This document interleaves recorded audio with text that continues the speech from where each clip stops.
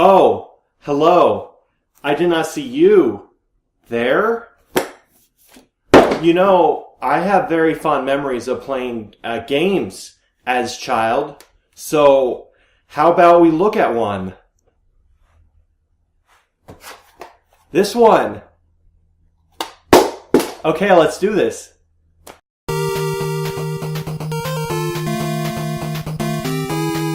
All joking aside, here's a little bit of information that you probably didn't know about myself. Despite being born in 1992, the NES was actually the first console that I ever played. What happened to the Super Nintendo, you may ask?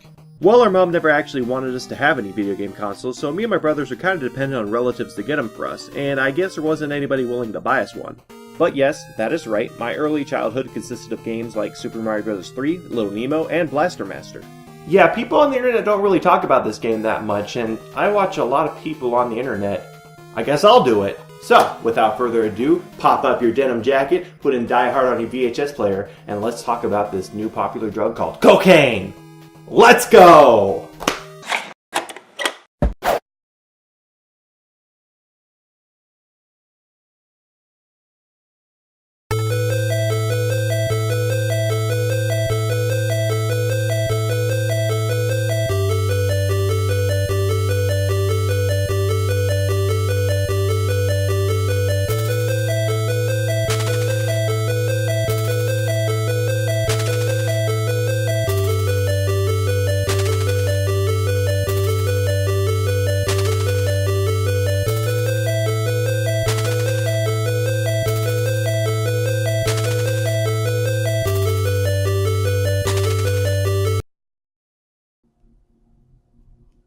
Riveting.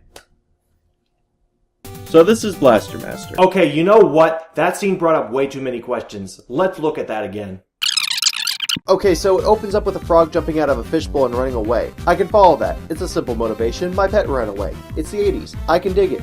But then there's a fucking nuclear waste container right outside your house. I mean, never mind that your frog just happened to jump straight into it. I'm more concerned about everything else that could have resulted from it existing in your backyard. And why do you have a random 50-foot hole in your backyard that just happens to be the right size of your newly radioactive nuclear frog? And why is there a tank sitting at the end of it? Did you know it was there to begin with? Were you planning on using it anytime soon? I know I've been dwelling on this for a long time now, but really think about this for a second. Somebody wrote this, and this is what they came up with. I guess I should mention that this is the Western version of the story. I mean, the original game had something to do with, like, aliens invading some planet and some guy doing something. So I guess the idea of space travel and anime was just a little too complex for Western children to understand. So they just made it about a boy and his frog, because that'll reel them in. And you know, after what I just read, I'm pretty sure this takes place in Fallout 4. Also, the music makes me sad. I'm going to talk about the game now.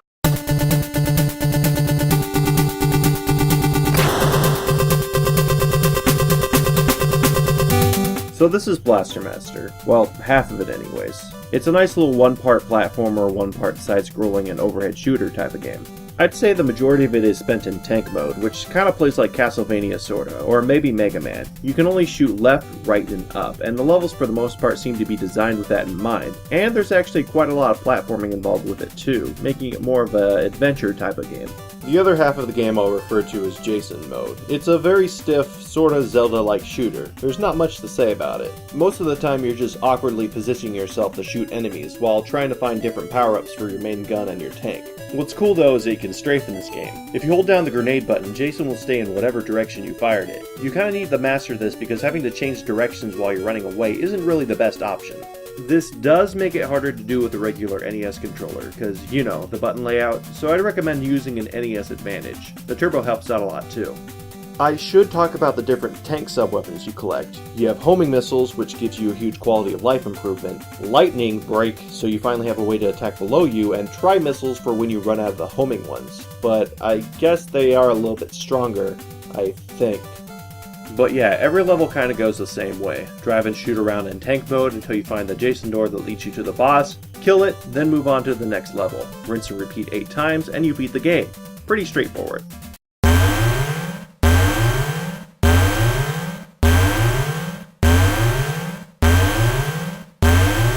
Now that is how you introduce a boss. Hey, did I mention that this game's soundtrack is some of the best on the system? It's composed by Naoki Kodaka, which if you played any Sunsoft games for the NES, you'll know his work. He's most famous for fiddling around with the NES sound chip in unique ways that gives his games that bass oomph feel to it.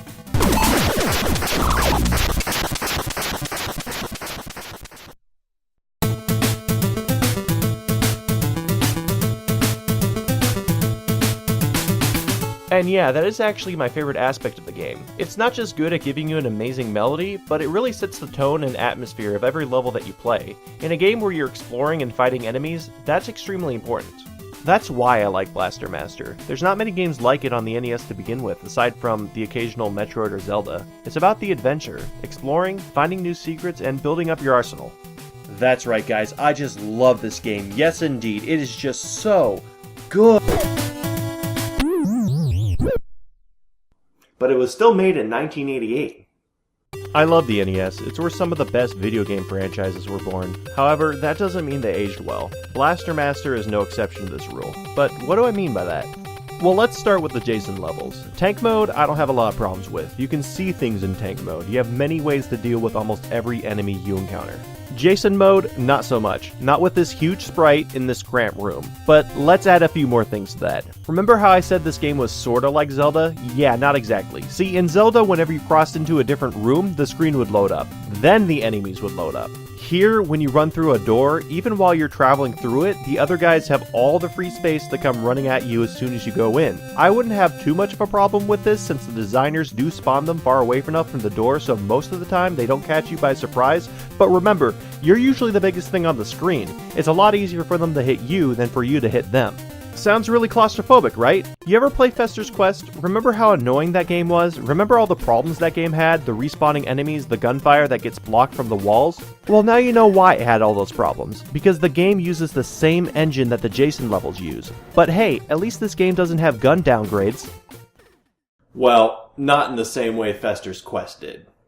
Aw man, I finally get to talk about Jason's gun, which in my opinion is the game's biggest problem. Whenever you explore any of the Jason levels, you have a chance to discover a gun upgrade, which fills up your gun's power bar.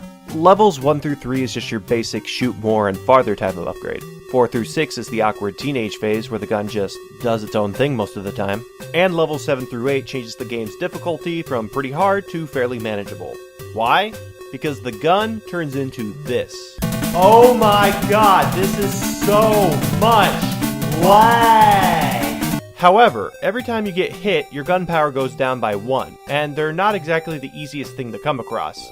Now, that's not as bad as, say, having a fake power-up that downgrades your gun, but that doesn't mean it's better. That just means it's not as bad.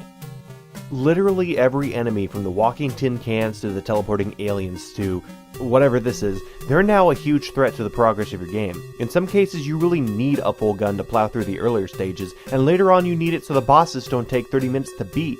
I hope you're starting to see what I mean by this gun being heavily involved in the game's difficulty. Instead of finding them being a good reward, now they're a liability. This forces you to slowly inch your way around the area, being careful. So careful and so slow and careful, so you don't get hit, so you don't die.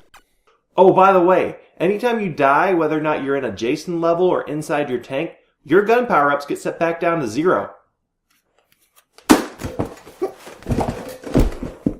Also, if you get to the boss's room and you die there, you don't start back at the beginning of the level. You start right back in that room.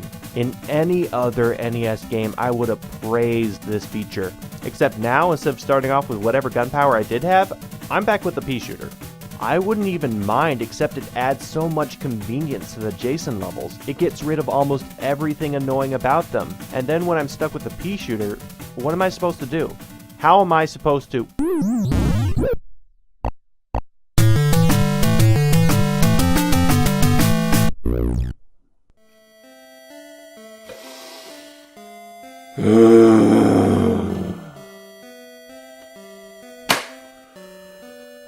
Okay, I'm gonna make a statement. Limited lives. I can deal with that. I've dealt with that my entire video game life. Limited continues. No, that's never fun. Starting back at the beginning of the level. Okay, alright, that's fine, that's fair. I didn't do it well enough. Let me do that again. Starting back at the beginning of the game? Why? I've already beaten everything else. Why do I have to beat it again? I mean, every single game has a penalty for death. Usually, it's just time. But there's a big difference between 30 minutes and 4 hours.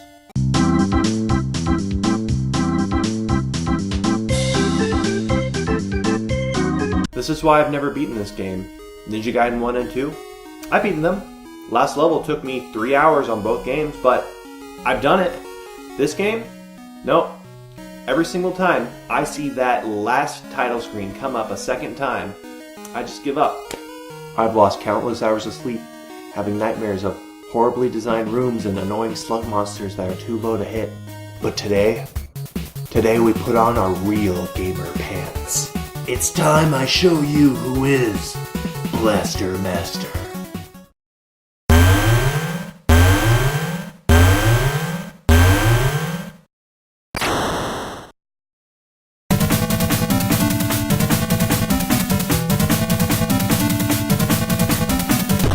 Ass.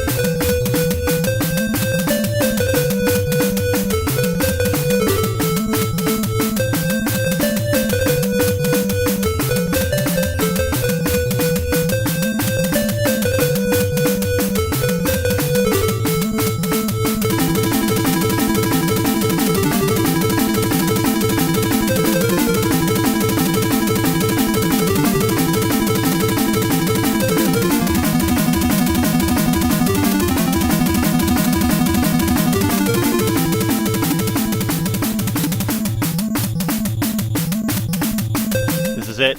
Last boss. My time has come. Shoot the face. Dodge the rocks. Shoot the face some more. And I've never been so happy to see lag in my entire life.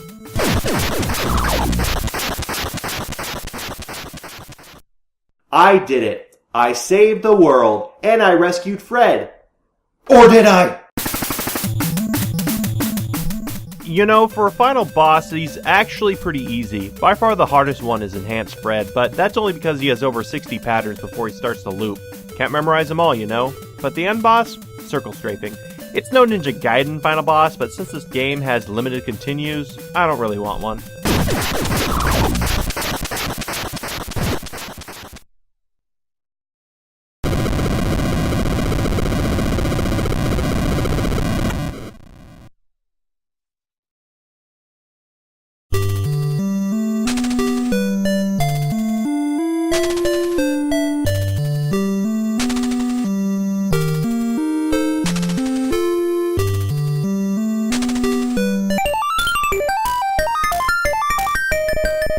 And Fred was okay.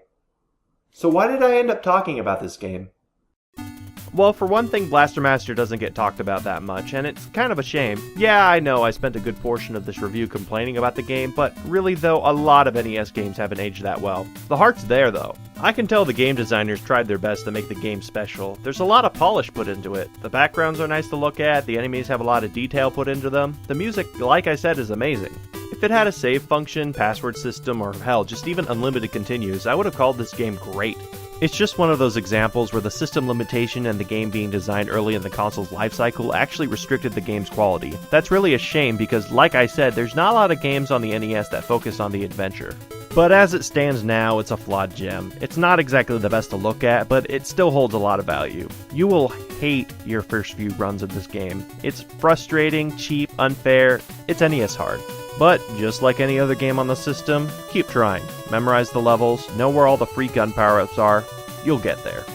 The feeling you get from beating a game that's been beating you your entire life, it's a feeling that's really hard to describe, but it's always worth the ride. So, if you happen to come across this game on your adventures of video game collecting, then I'd recommend picking it up. The music itself is worth the price of admission. So, with that being said, my name is Nickelforce, and Yeah. Bye.